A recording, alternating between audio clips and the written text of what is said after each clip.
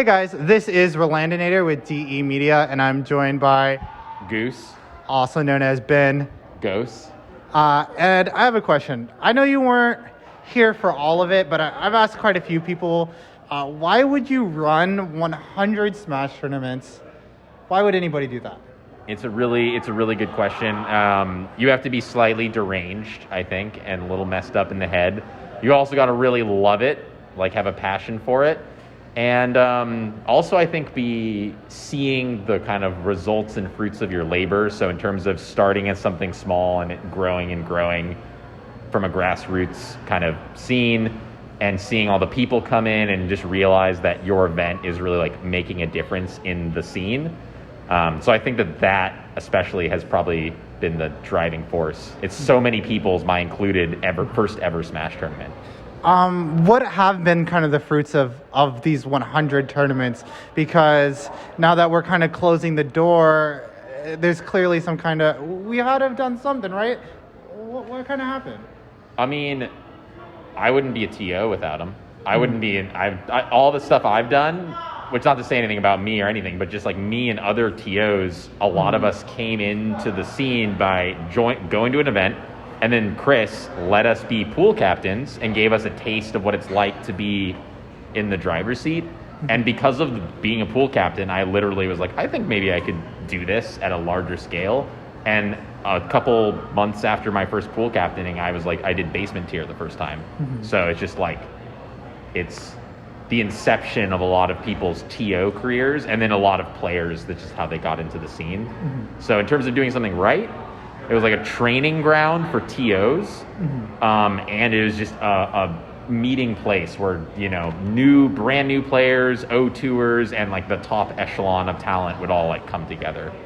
Now that we kind of like, or not we, but I know we're all part of it, but Chris and Scott really built this place, this community, and everybody loves it. And as you said, like, it's kind of churned out a lot of these TOs that we respect, like you. You're kind of like a little bit further into it than like me and Max and RJ. But now that Chris is leaving the scene and he's leaving us this community he's helped build, how do we continue Chris's legacy in the right way? And how do we make sure that something that we built stays built the way that we want it and to continue to grow? I mean, I think, in that Chris's case, you just embody like what made him a great leader and TO and mentor. I always would talk to him about this just on the side about how I always felt like I was like a camp counselor with a bunch of little campers, and that was like kind of running events, and he agreed. He was like, yeah, I'm kind of like, that's why I think a lot of us, at least maybe us older TOs, kind of enjoy it. There's a mentorship, leadership element to it that we get like value out of. So I would just want whoever else becomes TOs and carries on in the scene to just embody what made Chris great, just being very welcoming, also just like showing people the ropes, and just being a friendly face who can like help you out and make you feel at home. So yeah, I think just being a friendly, coachable, like open person who's also willing to take a chance on new people. Like when he let me pool captain, I had never done anything. He's just like, sure, you message me on Facebook, you can just do it. I could have been terrible. It would have been awful. So just, trying to embody that kind of mentality, I think. Yeah, I see that. Hold on, I'm trying to think about how to phrase this question. So now that we've kind of had this role model of Chris and we've taken on to kind of being a role model ourselves, is that something that like when you picked up Smash and you just said, hey, I want to try running a pool, did you ever see yourself to be in the shoes? And now like, no, not at all? Not literally. It's crazy to me that even with your past like event coordinating? I mean, I did think like I thought I could be good at it because like I had done stuff. It wasn't my first time running events. I had done a lot of house shows and just general event planning type stuff. So I was like, I think I could be good at this. But in terms of rising to an echelon of throwing a like event of this size, like never. Absolutely. And also when I was working on DE with Max and we were throwing some initial DEs, like, just like Max has said, like didn't think it's become this giant thing. So it's just it's been a crazy roller coaster ride of growth. Definitely, did not foresee it at all. Do you think that the fact that we've built this community, do you think that the work that we've done and do you think it's important? Or do you think that it's just another way for people to hang out? Well, it's interesting the way, and even in the way you phrase that, I think having another way for people to hang out is actually incredibly important if they're able to hang out in a place where they can be themselves and feel safe and welcomed. Mm-hmm. I can't imagine, I mean, we're social humans or social creatures, so like we crave like being around people where we feel at home and welcomed. So I think that's a big part of the Smash scene. So in that sense, I think what we do is very beneficial to a lot of young up-and-comers who are looking for an outlet to make friends and play a game that they enjoy, and I mean, frankly, hone social skills, get professional skills, like running events, you know, budgeting, coordinating. There's all these things that you learn how to do. So from that perspective, I mean, I think it's incredibly valuable. And as much as you want to be involved in it, even if you just want to be a friendly player who just shows up to the events, that's incredibly valuable. Or if you want to get more involved, you know. Yeah, at its core, though, I think having a place where people can feel welcomed and be themselves is, I mean, very important. Yeah, it seems like the Smash community seems to be a place where, for some reason, maybe we can dive deeper at some point, we are open to just about anybody coming in. Sure, we have our own problems keeping, having our own boundaries and being our own tribe, but it seems that we've made a place, accepts people with open arms, and we can kind of use this random common interest as an outlet for growth. Yeah, I mean, it's definitely a very it's an interestingly just like diverse group of people who don't like, they share this common interest in this game, but there's so many people in Smash who like, there's a lot of people I just never would have interacted with naturally, mm-hmm. and just we all come together through this game and are able to find common ground. Yeah, it's been pretty fascinating. I mean, just even someone like Max, who I consider like a good friend now. Like I never would have met him if it wasn't for Smash. So it's just like those kind of relationships and stuff that you're able to build are pretty special.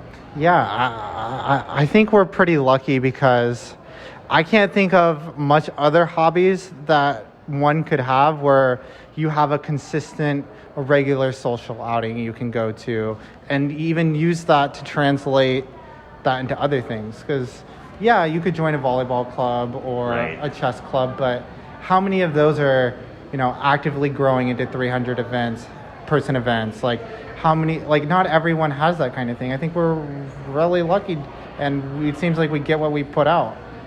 Yeah, and then in those, I mean, as someone who's played collegiate, you know, club sports and chess actually, like all those things also attract a lot of people who are very close together, like the same age oftentimes, like the same grade level. So you all share that in common, already have the interest probably in that thing. So it's very niche, but it's also just very like creates this group of people, from my experience, like being on Ultimate Frisbee, where there is more of like my Ultimate Frisbee team who I loved playing with, but they're like, there wasn't the same divergence of background there in terms of perspective and just like, I don't even know, vibe is such a silly thing to say, but like that's honestly the best word I can pick. The divergence was not the same, whereas Smash, where it's just really all over the place. And yeah, I think that is a big differentiating factor to it in my experience over the few years that I've been a part of it. Why do you think that we can be so divergent and diverse and be so successful where it seems like other communities can't really do that or don't respond or push as hard as we do to be that way? It's hard to say. I think one thing I've noticed is that I think that, especially from working in the music scene and throwing shows and stuff, and this is not I love the music world. People in that world, there's a little bit more of a focus, from my experience, on the like kind of what's in it for me. And I don't want to say that in a bad way, because I want musicians to be successful, get paid, be like they have to kind of do that to protect themselves. And it's interesting in the Smash world, everyone from, you, people working here, myself, everyone kind of just seems weirdly in it for this more kind of group mentality.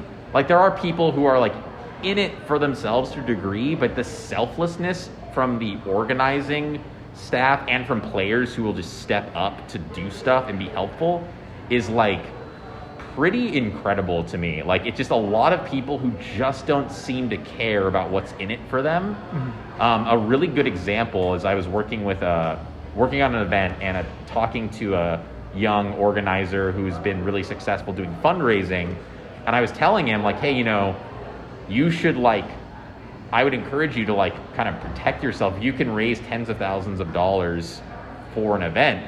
You should get a cut of that. As someone who's been in sales a long time, mm-hmm. That's not a bad thing to do. That's mm-hmm. professional kind of courtesy, protecting yourself, getting some of your labor, Mm-hmm. That's your job. That's your job. Getting yeah. the money, you should get a percentage of that. It's called commission if you're a salesperson. Mm-hmm. And he just was like, no, I don't want it.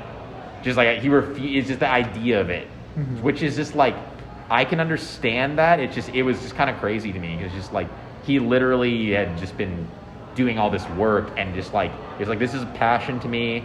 I don't want to pollute it with money, I guess. Mm-hmm. And I don't know a lot of other arenas and scenes where if someone is hey, you're doing great work and I'm going to pay you for that work.